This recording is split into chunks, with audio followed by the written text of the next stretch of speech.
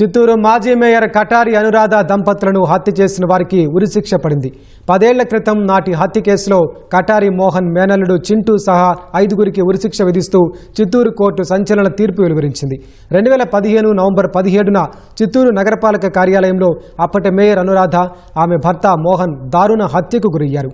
అప్పట్లో టీడీపీ చిత్తూరు జిల్లా ఉపాధ్యక్షుడిగా ఉన్న కటారి మోహన్తో ఆయన మేనల్లుడు శ్రీరామ్ చంద్రశేఖర్ అలియాస్ చింటూకు వ్యక్తిగత, ఆర్థిక, రాజకీయ విభేదాలు తలెత్తాయి. ఈ నేపథ్యంలో మేయర్గా ఉన్న అనురాధ మేనమామ మోహన్ అడ్డు తొలగించుకునేందుకు చింటూ 2015 నవంబర్ 17న 4గురితో కలిసి బురకాలు ధరించి తుపాకులు, కత్తులతో చిత్తూరు నగరపాలక సంస్థ కార్యాలయంలోకి ప్రవేశించారు. అనురాధను తుపాకీతో కాల్చి చంపారు. పక్క గదిలో ఉన్న మోహన్ను కత్తులతో నరికారు. ఈ కేసుకు సంబంధించి 23 మందిపై పోలీసులు కేసు నమోదు చేయగా 10 ఏళ్ల పాటు విచారణ కొనసాగింది. 57 మంది సాక్షులను కోర్టు విచారించింది. విచారణ దశలోనే ఒకరు మృతి చెందగా మరొకరిని న్యాయస్థానం కేసు నుంచి తొలగించింది. ఈ నెల 24న 16 మందిపై కేసు కొట్టేసింది.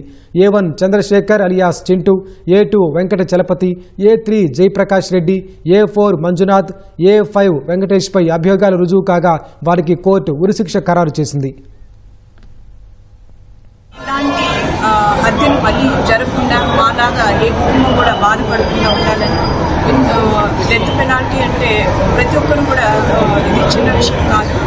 కాకపోతే ఇలాంటి శిక్ష పడుతుంది అని ఎవరు కూడా ఇలాంటి కిరాతకానికి బాధపడరు అని ఒక స్ఫూర్తిగా ఉంటుందని కూడా తెలియజేస్తుంది.